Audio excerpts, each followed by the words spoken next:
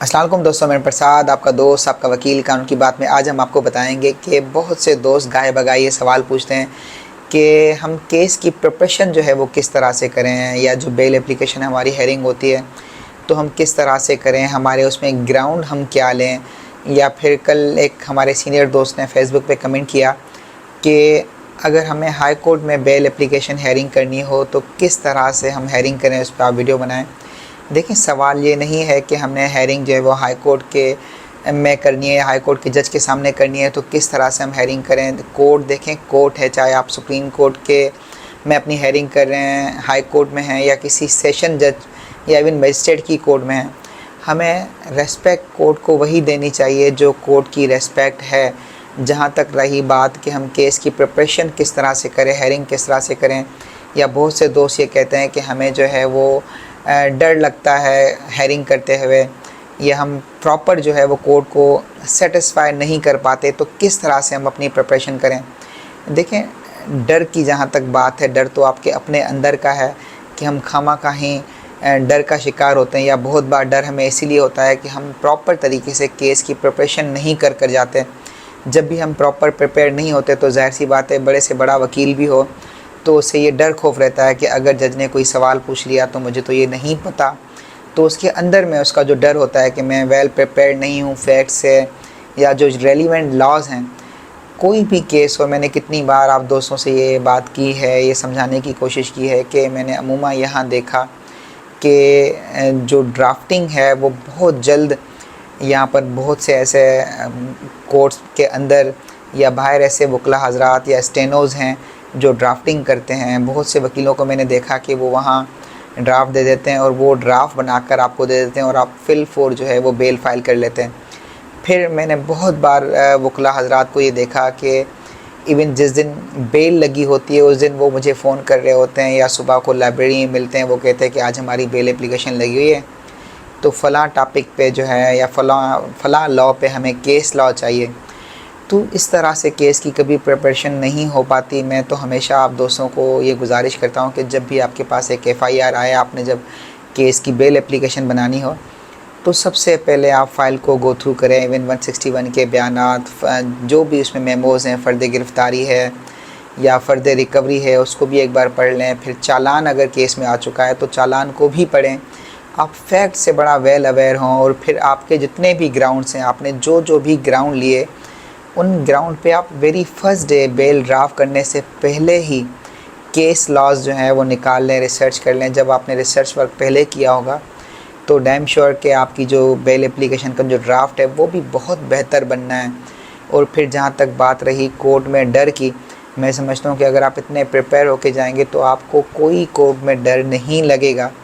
और फिर जहाँ तक बात है कि हम हाई कोर्ट के पास या हाई कोर्ट बिफोर दी मतलब जस्टिस के, हाई कोर्ट के जज के पास जब हम हेयरिंग कर रहे हों तो हमें किस तरह से बिहेव करना चाहिए, या डिस्ट्रिक्ट कोर्ट में, देखिए हमें अपने दिल से सारे डर निकाल कर, चाहे वो हाई कोर्ट के जस्टिस हों, सेशन जज हों, मजिस्ट्रेट हों, हमें एक जज को एक जज की ही रेस्पेक्ट देनी चाहिए। और हमें अपने केस, चाहे हम किसी भी कोर्ट में केस चलाने के लिए जा रहे हों, हमें उस फैक्ट्स का पता हो। बहुत बार हमने कोर्टों में देखा कि जजेस जो हैं वो वकला हजरात से कोई सवाल पूछते हैं तो वकील के पास उसका जवाब नहीं होता। अब देखें, जज ने आउट ऑफ द कोर्ट तो नहीं जाना। जज ने आपकी फ़ाइल, जो बेल या ड्राफ्ट आपने बनाया, या जो आपका केस है, या जिस क्लाइंट को आप कोर्ट में रिप्रेजेंट कर रहे हैं, तो जज के जहन में आने वाला सवाल वो बड़ा महदूद होता है, वहीं तक महदूद होता है जहाँ तक आपका केस है। जज ने आउट ऑफ द कोर्ट जाके तो आपसे कोई सवाल नहीं पूछना। अब अगर वकील वहाँ पर जवाब नहीं दे पाते तो इसका मतलब ये है कि वो फैक्ट से अवेयर नहीं होते। फिर फैक्ट के साथ साथ रेलिवेंट लॉज जो हैं, जिन सेक्शन में FIR कटी, या फिर जो आप अपना डिफेंस लेकर आए हैं बेल में, आपके जो ग्राउंड्स हैं, उन रेलिवेंट ग्राउंड्स पर जो है वो लॉ क्या कहता है। जिस तरह से आज हमारी हाई कोर्ट में एक केस था सेक्शन 377 पर FIR दर्ज हुई 364A की, कि एक वालिद ने FIR दर्ज की 3 दिन के बाद कि मेरा बेटा जो है वो 3 दिन पहले घर पे खाना खाने आया, मदरसे में पढ़ता है, वापस मदरसे गया और फिर 3 दिन तक वो लापता है। मैंने मदरसे से पता किया, आस पड़ोस से पता किया, तो मेरे बच्चे को नामालूम अफराद ने जो है वो अगवा किया है। अब 3 दिन बाद, इंसिडेंट के 3 दिन बाद एक अगवा की एफ़आईआर दर्ज हुई और तकरीबन 1 महीने बाद वो बच्चा जो है कोर्ट में प्रोड्यूस हुआ, बिफ़ोर दी पुलिस पहले प्रोड्यूस हुआ। उसका 161 की स्टेटमेंट रिकॉर्ड हुई जिसमें बच्चे ने बताया कि मैं जो है वालिद के डर से, क्योंकि मैं मोटरसाइकिल चलाता था, वालिद साहब चलाने नहीं देते थे, मैं मोटरसाइकिल लेके गया, उसका पेट्रोल ख़त्म हो गया, तो मैं घर खाने गया तो वालिद साहब को पता चला कि बाइक का पेट्रोल ख़त्म है, तो वालिद साहब ने मुझे बुलाया, मुझे डर लगा और मैं घर से भाग गया। फिर मेरा एक दोस्त है निसार नामी शख्स का उसने नाम लिया, उसने मुझे कहा कि अगर तुम्हें कभी कोई बात हो, डर से कोई घर से कोई डर खौफ हो तो तुम मुझे फ़ोन करना, मेरे पास आना, हम मिलके चोरी डकैती करेंगे। अब चोरी डकैती के लिए इसने कहा कि मैं घर से निकला, निसार को फ़ोन किया, उसने कहा फ़लाँ जगह आ जाओ। फिर मैंने एक बाइक वाले को कहा कि उसने मुझे फ़लाँ जगह छोड़ा। फिर वो इस तरह से स्टोरी बताता रहा कि वो 4-5 दिन तक अलग अलग लोगों के पास अलग अलग जगहों पे रहा, जिसमें उसने बताया कि वो तकरीबन 11 लोगों का, कि रिक्शे वाला, पुलिस वाला, बूढ़े शख्स का बेटा, पुलिस वाला, इस तरह से उसने नाम कोड किए थे 161 की स्टेटमेंट में कि ऐसे लोगों के पास में 4-5 दिन तक कभी कहाँ रहा, इसने भी मेरे साथ ज़्यादती की, उसने भी मेरे साथ ज़्यादती की, उसने भी मेरे साथ ज़िना किया। ये उसका 161 का स्टेटमेंट था। और फिर वो लोग मुझे थोड़े थोड़े पैसे देते थे, पैसे मेरे पास जमा हो गए तो मैं टिकट करा के कोहाट अपनी नानी के पास चला गया और 15 दिन में नानी के पास रहा। अब वहाँ से वापस आया हूँ। और फिर वही उन्हीं जो 161 के बाद उसका फिर 164 का स्टेटमेंट हुआ, तो 164 में भी उसकी बहुत सी कंट्राडिक्शन थी। उसने 1-2 नाम लिए, लेकिन 11 लोगों का उसने बताया कि 11 लोगों ने उसके साथ ज़िना किया। अब जब केस हमारे पास आया, जो हमारा एक्यूज़ था, जिस मुलजिम को हम रिप्रेजेंट कर रहे थे, उसके ख़िलाफ़ ना 161 में नाम लिया गया, ना उसका नाम 164 की स्टेटमेंट में था, और बच्चे का मेडिकल जो है वो भी निल था, क्योंकि डीएनए हो नहीं पाया। बच्चा काफ़ी दिनों के बाद जो है वो पुलिस को रिकवर हुआ या खुद चल के आया पुलिस के पास, और फिर जब पुलिस उसको मेडिकल के लिए ले गई तो वो स्टूल पास कर चुका था, यूरिन पास कर चुका था, उसके कपड़े वॉश आउट हो चुके थे, वो खुद नहा चुका था। तो इसीलिए वहाँ से कोई स्वाब जो है वो कलेक्ट नहीं हो पाई, जिसकी वजह से डीएनए भी नहीं हुआ। अब सेशन कोर्ट ने बेल रिजेक्ट की। आज हमारी वो बेल जो है हाई कोर्ट में लगी हुई थी। अब ये बेल ड्राफ्ट करने के लिए हमने क्या करना था, ठीक है। अब इसका प्रोसीजर यही था कि हमने सबसे पहले जो हमारे ग्राउंड्स थे मोटे मोटे, जब हमने फ़ाइल को पढ़ा, फ़ाइल को पढ़ने के बाद हमने की पॉइंट्स नोट किए कि हमारे क्या ग्राउंड हैं। जिस तरह से एफ़आईआर में डिले था 3 दिन का, अब हमने ये देखना था कि हमारी जो सुपीरियर कोर्ट्स हैं वो डिले को किस तरह से कंसिडर करती हैं, डिले पे उनका क्या कहना है। तो हमने डिले पे सबसे पहले केस लॉ निकाले, और फिर जो उसमें सेक्शन इंसर्ट किया गया एफ़आईआर में 364A, हमने उस पर भी केस लॉ निकाले कि हमारे किस तरह से सेक्शन 364A हमारे केस में एप्लीकेबल नहीं है। फिर बात थी सेक्शन 377 की, अननेचुरल ऑफेंस की। देखिए, हमारे वाला मुलजिम को कोई भी कड़ी जोड़ नहीं रही थी हमारे मुलजिम के साथ। वजह ये कि जो 161 का स्टेटमेंट हुआ बच्चे ने उसमें हमारे मुलजिम का नाम नहीं लिया, 164 में उसने हमारे मुलजिम का नाम नहीं लिया। हाँ, बच्चे ने एक मुलजिम का नाम लिया जिसका नाम मैं यहाँ पे नहीं ले रहा। अब पुलिस ने ये बताया कि उस मुलजिम ने बताया कि इस शख्स ने भी ज़्यादती की।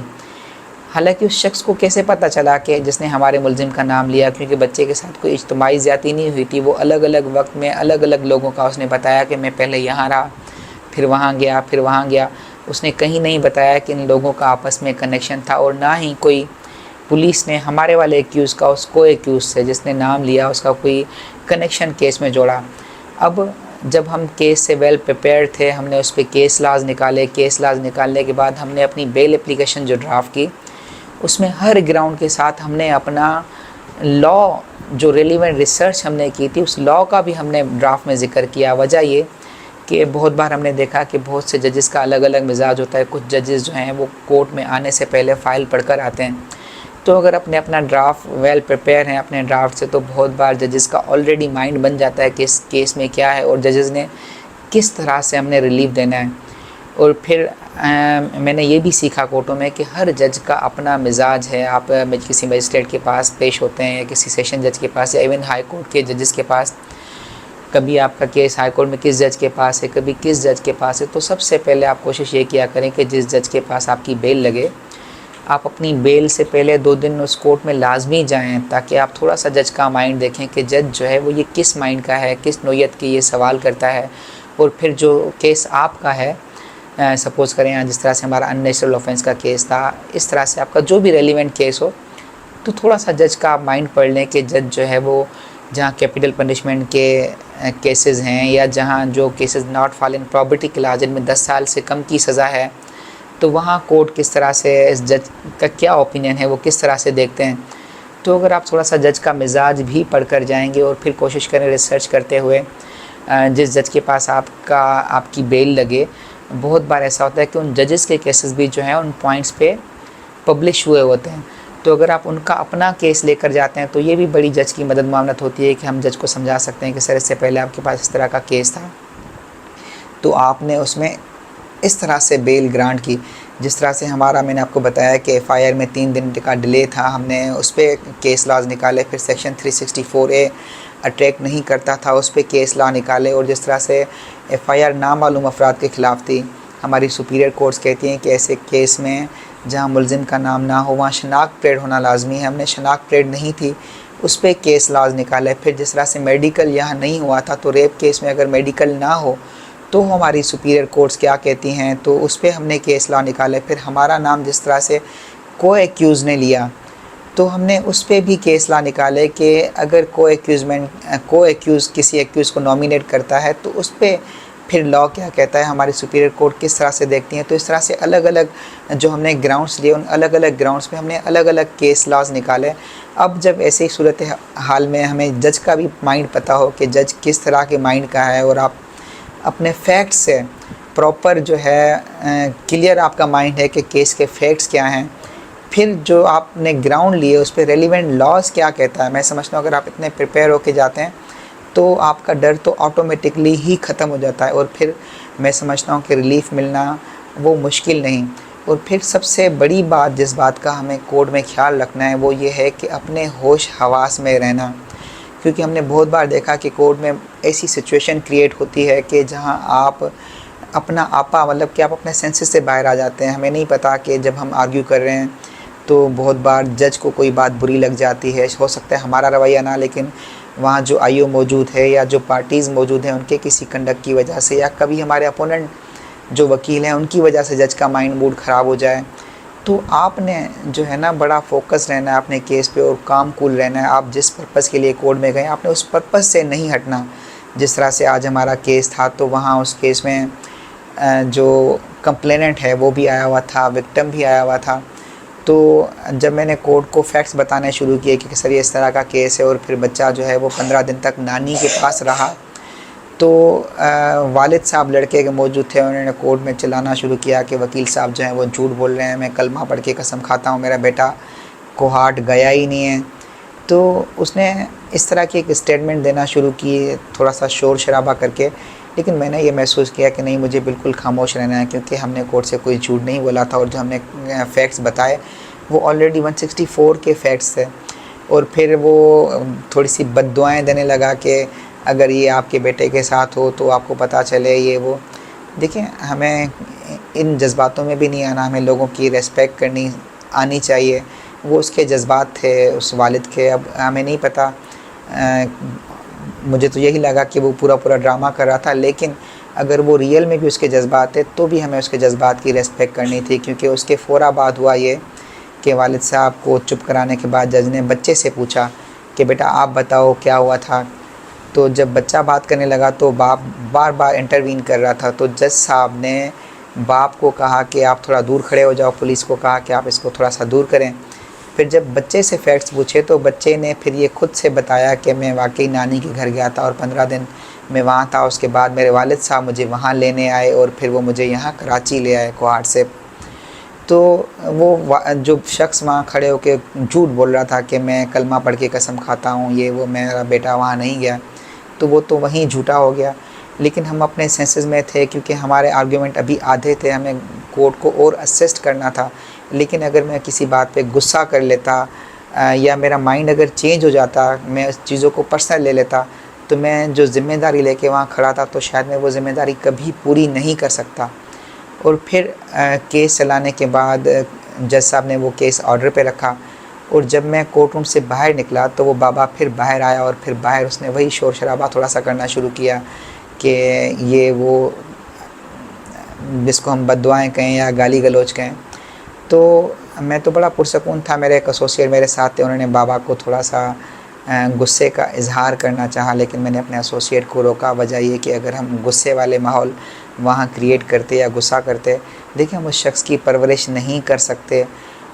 ये उसका अपना मिजाज है कि वो सिचुएशन को किस तरह से डील करता है, लेकिन हमें काम कूल रह के सिचुएशन को डील करना था, और यही बेहतर था। वजह ये कि आज हमारे दिन का वो पहला केस था, उसके बाद सारे दिन के हमारे काम, बाकी केसेस, अगर मैं थोड़ा सा वहाँ गुस्सा करता, रिएक्ट करता, तो शायद मेरा अपना माइंड मिजाज जो है वो इस काबिल नहीं रहता कि हम जाके फिर बाकी केसेस में प्रॉपर अपीयर हो पाते, और फिर बाकी दिन के और कितने सारे काम थे। क्योंकि अब जब मैं ये वीडियो रिकॉर्ड कर रहा हूँ तकरीबन 1 बज रहे हैं, और सुबह से 6:30 बजे से उठ के रूटीन वर्क, और 1 बजे मैं ये आपसे वीडियो बना रहा हूँ आपके लिए, आपको ये समझाने के लिए कि हमें किस तरह से काम कूल रह के सिर्फ़ और सिर्फ अपने काम में फ़ोकस्ड रहना है।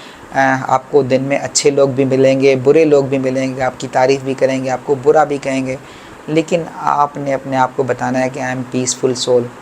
मुझे किसी से लड़ाई झगड़ा नहीं करना। जो लोग मेरी इज़्ज़त करते हैं मुझे उनकी भी इज़्ज़त करनी है, या जो लोग हमारी इज़्ज़त नहीं करते, हमें बुरा समझते हैं, हमें उनको भी इज़्ज़त देनी है।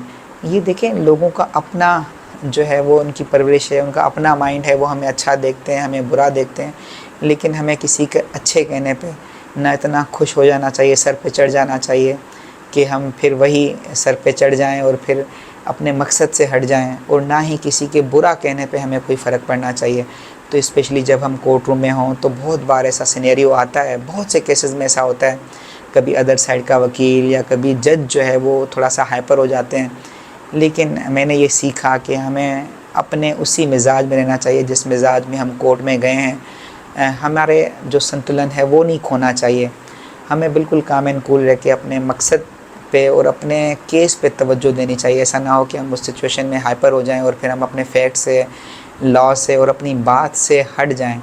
तो एक अच्छा वकील वो है जो जज को भी समझे, उसको फैक्ट्स का भी पता हो, और साथ साथ जो रेलिवेंट लॉज है उसका भी पता हो। मैं समझता हूँ कि आप एक ड्राफ्ट बनाने से पहले जब अपना होमवर्क कंप्लीट कर लेते हैं, अपनी रिसर्च वर्क कंप्लीट कर लेते हैं, तो मैं समझता हूँ आपको रिलीफ फिर मिलना ही मिलना है। हमारे साथ रहें, हमारे चैनल को लाइक करें, सब्सक्राइब करें, खुश रहें, खुशियाँ बाँटें। अल्लाह हाफ़िज़।